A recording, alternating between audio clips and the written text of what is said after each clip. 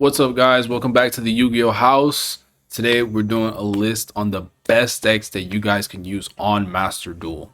Are breaking down a few decks for you. As you see at the bottom here, we're going to be starting off here with Dragon Link. In the best of one format, I think even with the Bishops limited, like you said, it's just so oppressive. It's super oppressive. As far as I know, Bishop Rebellion is still at 3, so it's essentially like playing minimum 4 copies of every single Bishop. Very good. They have so many extenders. Plays very well. You think into the meta too? You think there's anything that like holds it back a little bit? Probably Max C. Max C is probably the only thing I can think about really that Dragon Link just kind of. But I mean, that's so many decks in general that combo decks in general, I should say, that really just do get held back by Max C. And then going on, we're continuing the links, link strategies. I would say Marincess is actually a pretty good deck just because they have a lot of different lines that they can go into, and they have a lot of link monsters, like the Marincess archetype, and they're all waters too, so they play around Bishops really well. And I think they have just a lot of different lines they can go into, so you can actually be pretty flexible in what you want to do and how you can play around your opponent. So I'd say Marincess is pretty good. You have anything to say about Marincess? I do think that they were a little bit better. They probably got honestly the short end of the stick when it came to the sprite hits, because they are able to run level 4 water monsters, which gets you into Bahamut Shark. Bahamut Shark cheats out Totally Awesome. I think that they did, of course, get the short end of the stick when Totally Awesome did get banned.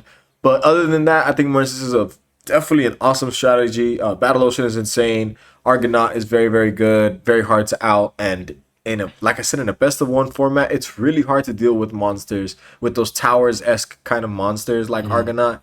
I think it's a very good strategy. And then moving on to Adamancipator.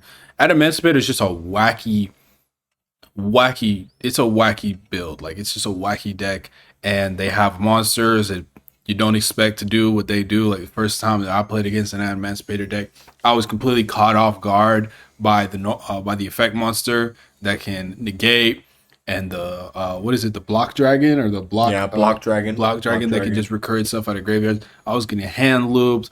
I was getting like all these things, and I just think I personally never played Adamancipator, but going up against is always a really tricky deck to go up against. Again, they kind of have the similar advantage of Marincess, where all their monsters are an attribute that's not light or dark, so they can play around Bishops really well. And they're kind of similar to how if you get one out in the field, you can start comboing off in hand, which is really good. And it makes it a little bit harder to hit with stuff like Imperm or Veiler. So I definitely think Adamancipator has a well-deserved and amazing, just because the flexibility it has and the potential, the consistency. Do you have anything to say about Adamancipator? I really think that Master Duel needs to check Block Dragon. I think that's by far and away the best card inside of the Adamancipator strategy. You know, you can splash it with sprites now. Once the super heavy cards, the revamped super heavy cards come out, then you can start running super heavy Adamancipator with the Block Dragon, and that's just going to be really way too much to deal with. I really do think that Block Dragon does need to see some sort of ban. I would prefer a ban. I think it's at 1 in Master Duel at this because it's not moment. once per turn, is it? No. Yeah, and just you guys have to understand that Adamancipator in the TCG is not nearly as good as it is in Master Duel for the simple fact of Block Dragon.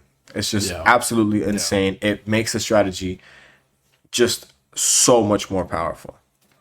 Yeah, going into the Xyz 4 Rock Monster, I forgot the name, but just adding a Block Dragon to your hand, really good. It makes the deck super consistent, and it's kind of annoying to play against. But Floowandereeze, I would say Floowandereeze, you have a good. I think I would kind of want to say need a lot of luck, because Floowandereeze is known for like getting bricks, but in Master Duel it plays around Max C really well, which not a lot of decks in Master Duel can do. So, and just the fact Floowandereeze has always been in nature anti-meta, and just considering we're in Terra Elements right now, Sprite, I feel like Floowandereeze is a contention for good.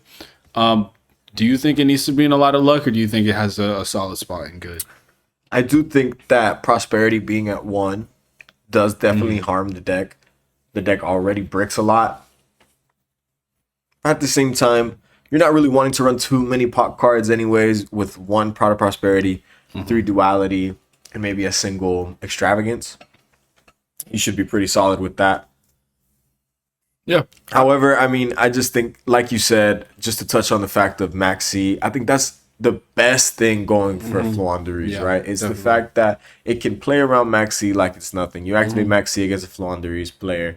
If you shotgun it for whatever reason, then, you know, you just, all you just did was go neg 1.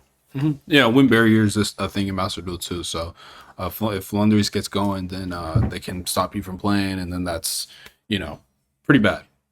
So moving on to Branded. Branded is really good in Master Duel. But I don't know. Some parts of it kind of feels like it falls short of like the other decks. You play Branded in Master Duel, so what's your opinion on that?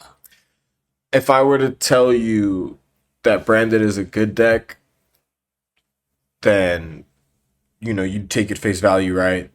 It's a good deck. It's a great strategy. But do I think that it could be better? Of course, right?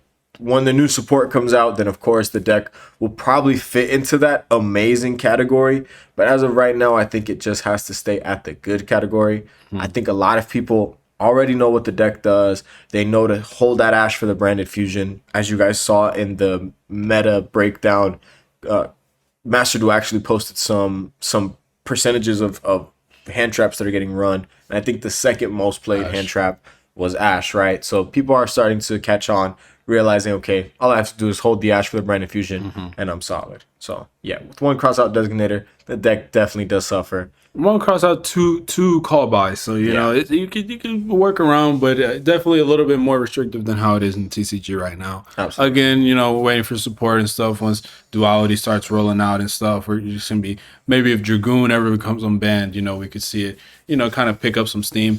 There is a lot of Branded Tearlaments though. That's like people are categorizing that as a completely like different deck. But as for Branded, I think it has a solid spot. Very solid spot. Like really shy away from amazing. But yeah, I think it's good where it is right now. And also opening is at 2, right? Yeah, opening is at 2. There are so many limits and semi-limits all across the board. What about Branded Fusion is at 2 as well. I'm almost certain Aluber's at 2 as well. Yeah. It's a lot of hits across the board. It's very, very hard to play the deck. It definitely sucks being in the Tearlament format. Granted, Tearlaments is like hit pretty hard, but trying to run like anything else that's limited with Tearlaments running around is really hard. Yeah.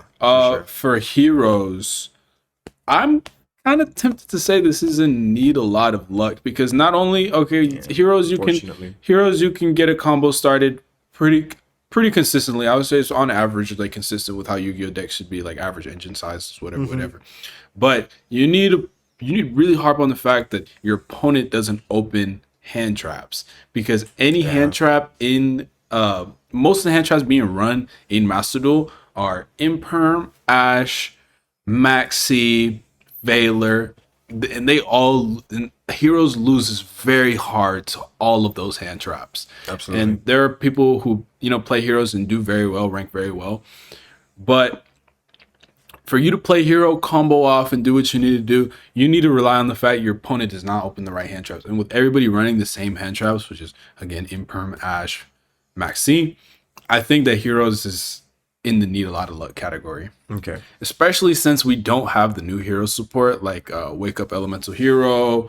We don't have Infernal Rage. Yeah, Infernal Rage, and the newer stuff. So I think, you know, if you like playing heroes, great. I think you should keep playing heroes, because heroes is an awesome deck. I love heroes. Just in this format, it just very susceptible to the hand traps that are being played. Yeah, that's a great point. I do think that it's got some good stuff going for it, right? You can turbo out Dark Law. It counters Tearlaments very well.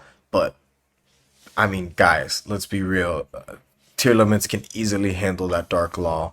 They can rip apart your board before you honestly even start playing. If they play on turn 0 and they get some shufflers in grave, it's going to get really, really hard to start playing heroes. Yeah, for sure. And you guys want to talk about playing on your opponent's turn, like Terra Elements, Labyrinth plays on every single turn with the furniture. I don't know what the card's called, but the freaking like the clock and the furniture and all that stuff. Those cards are crazy. Dumping from hand the 2 furniture cards to set 1 and then activate a trap on the same turn that you set it is insane. Yeah. Every time you will get hit again going against Labyrinth, you will get hit with D-Barrier. Every single time. Without and question. They can toggle for it. Yeah, there's a lot of unfair traps that they can toggle for. I do understand Master Duel does have a lot of floodgates limited, but it's still a best of 1 format. If they do draw that one floodgate, I mean, that's it. That's the game right there. If your guys aren't maining back row removal, you're gonna get bullied every time you match up with a Labyrinth player. And a lot of like the really meta relevant decks, they run like in engine like back row removal, like Terra Elements. Absolutely. Sword Soul also has like some back row removal. Granted, it's not as free, but Labyrinth, if they search for that Eradicator Epidemic Virus, even though it's at 1 and they activate that, there's very little chance of you coming back from that, because they're seeing everything that you draw, and there's possibility that everything you draw getting destroyed. Yeah. So if they flip that, and we're talking about this current format, I understand the format's going to change in the coming days with new packs coming out. But when Chaos Angel comes out, Labyrinth is going to become a lot better. Oh yeah, 100%. Going to become a lot better. I think Labyrinth deserves a spot in the amazing. I don't know what you think. If maybe it should be good. Sure. For sure, I think that it's earned its spot in amazing, and it's only going to get better from here on out. The furniture builds are really going to start taking advantage of the Chaos Angel.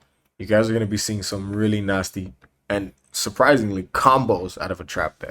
Yeah, which is insane. And on top of all of that, on top of them all being the same attribute, them all being the same type, they can run any floodgate they want, searching traps, being able to activate it on the same turn that it's set. They also have 3,000 attack bodies, so going for a game is not really that hard, So Labyrinth is really, really good, especially where it's at now. We got Rika going up next. Do you have anything to say about Rika? Rika Sanavalon, I do think that's got to be hands down one of the best Rivalry of Warlords-esque decks, where it's essentially just a pile of one certain type. You grab all the best Rika cards, you grab all the best Sanavalon cards, and then you glue it all together with some incredible plant support. I mean, there's really not a lot of decks that can do what Rika Sanavalon can, putting up Cactus Bouncer, locking you out of special summoning. I think it's absolutely ridiculous.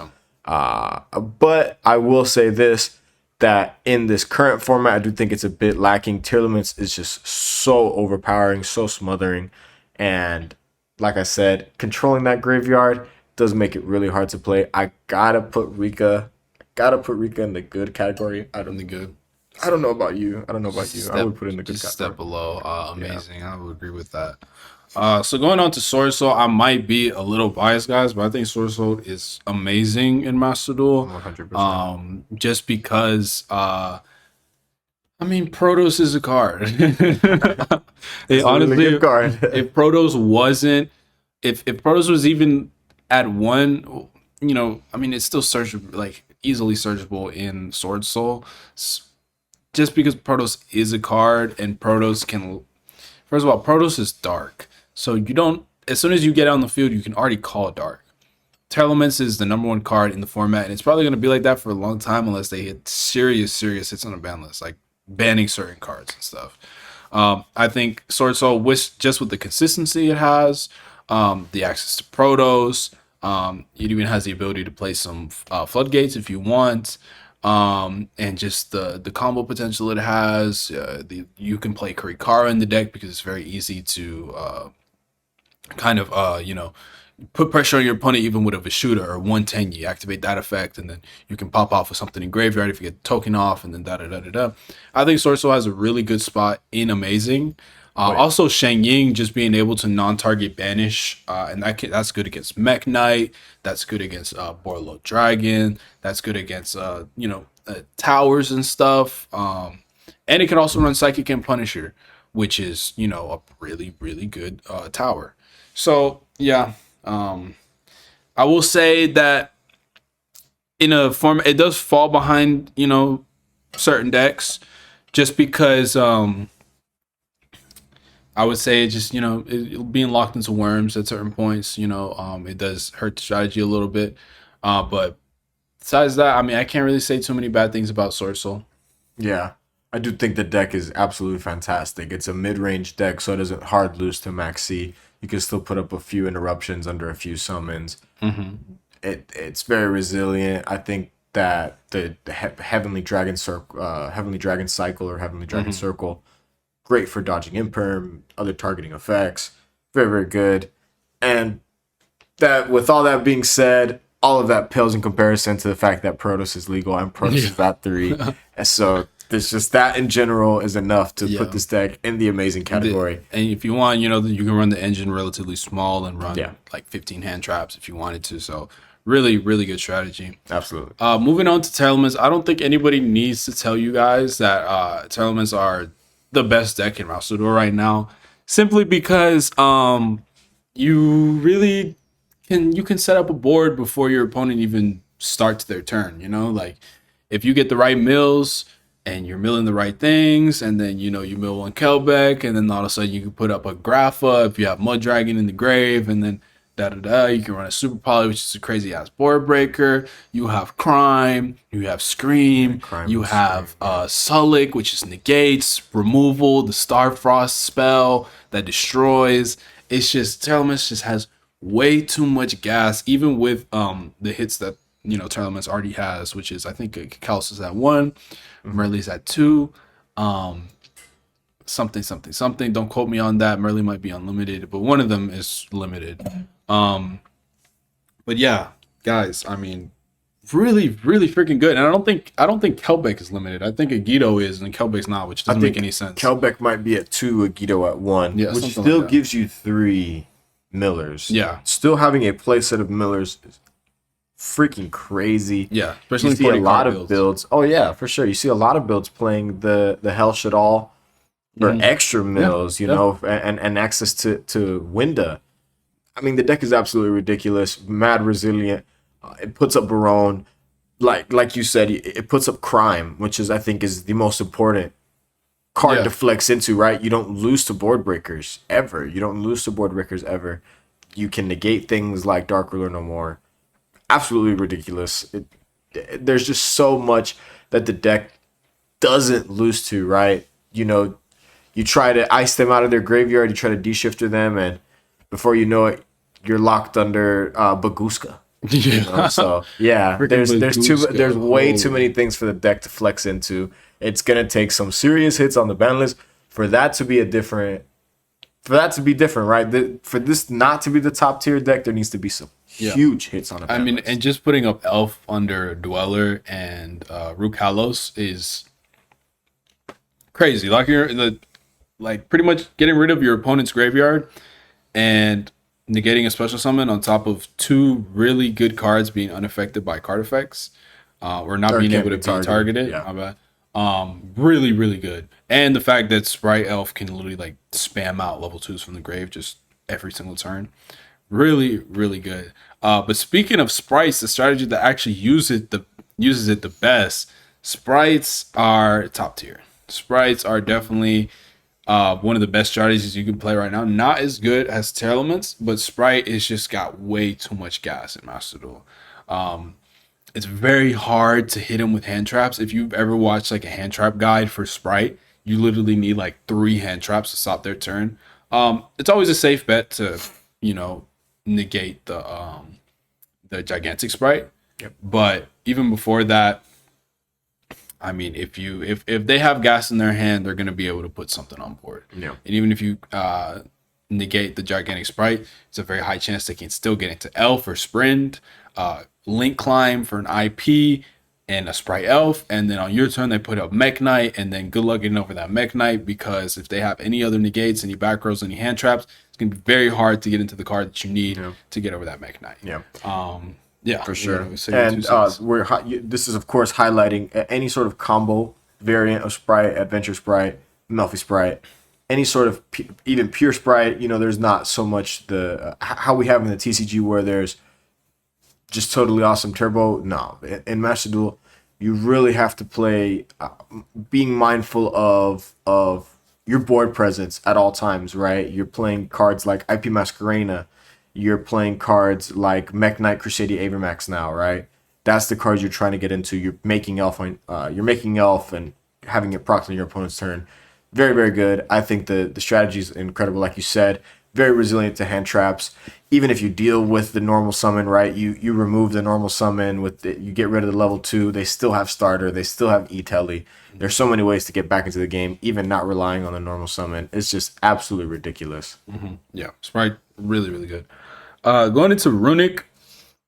Runic is a lot of things. Yeah. Runic. I mean, honestly, I've played against a Runic match in MasterDuel like maybe 3 times. And it's just like always super gimmicky. Always just trying to like, I don't know. You can explain Runic a lot better than I could. Yeah, so the Runic strategy, in my opinion, in MasterDuel is definitely lacking. It's not at full power how it is. Well, it's not necessarily at full power in the TCG anyways. Fountain's at 2. But the deck pure or any sort of stun variant of it, that's going to have to go on Nah. Or even in Need a Lot of Luck. I don't think that you should be running any sort of stun variant for this. You definitely 100% need 3 Fountain for stun variants. Without 3 Fountain, you're going to be losing the board breakers. And everyone is playing back row removal because of Labyrinth. So they're just kind of getting the residuals of people trying to deal with Labyrinth, right? So if you're going to be playing Sprite, if you're going to be playing Runic, you need to be playing it with a heavy Sprite engine, with something like Live Twins or something like For Hires. That's the only way you guys are going to be able to actually be playing that. Yeah, so I agree with that. Runic Sprite For Hire is definitely pretty nasty. I would actually... And Naturi, I'm sorry. And Naturi as well. Naturi is also a very good option for Runic. Yeah. So, I mean, I would say just with its flexibility, like if you're looking to craft Runic cards are pretty flexible. It's splashable in like different strategies and stuff. So I would say, the Runic cards themselves fall under good. Will you agree with that, or? Oh yeah, for sure. I would say good. I would say good because it's just not at the same level as it is. And best of 1 formats, it just feels a bit too gimmicky, right? You don't have access to your side deck where you can really tighten up your strategy for going second or tighten up the strategy for going first. You don't really have the space for a lot of non-engine. So it's just, and sometimes Runic spells cannot be the auxiliary non-engine, right? Yeah. You're not always going to be able to draw your pops for the monsters or the pops for the spells, flashing fires or freezing curses. You can't always get that, right? And there's so many FTK strategies. You can barely even run hand traps. So again, in a best of 1 format, Runic is probably better left at good. Yeah, for sure. And then going on to Dinos. Dinos for last. I feel so bad. It's going to have to go in that Nah category. It's going to have to go in Nah? It's going to have to go in Nah category. Guys, with all the access, the easy access that TierList gets to the shuffle backs, a simple normal summon of Diviner of the Herald gets you access to a shuffle back. That'll kill your entire turn. Yeah. Yeah, you just... If anyone is playing D-Shifter... Send back the baby dragon or the baby dino. That's it. Guys, please don't play dinos. Yeah, don't play dinos. I don't know, give it a little bit of wait a little bit. Wait till TierList gets hit, and I promise you it's going to be a solid rogue pick for sure. No, I mean, I think Dinos is really cool in theory, like Ultimate Conductor Tyranno, but I think it's kind of got some similarities to Heroes. Just the fact that it loses really hard to certain hand traps and stuff. So, if you want to play Dinos, I think there's definitely cool variants. I've seen like people play Sprite Dinos. I've seen people play different types of Dinos and stuff. But yeah, as for the Dino strategy itself, I don't know if I 100% agree with it being I don't know if you shouldn't play it flat out. But yeah, I think you need a lot of luck. Same way with Heroes, it's very susceptible to a certain amount of hand traps. But yeah, guys, that has been the tier list. If you have any suggestions for, maybe decks that we've missed or anything you want us to talk about, you can leave that in the comment section below. And we're really close to 1,000 subscribers, guys. So if you want to support the Yu-Gi-Oh house, make sure to leave us a subscription and keep up with all the latest Yu-Gi-Oh content. All right, guys. Thank you so much. And again, peace. Peace.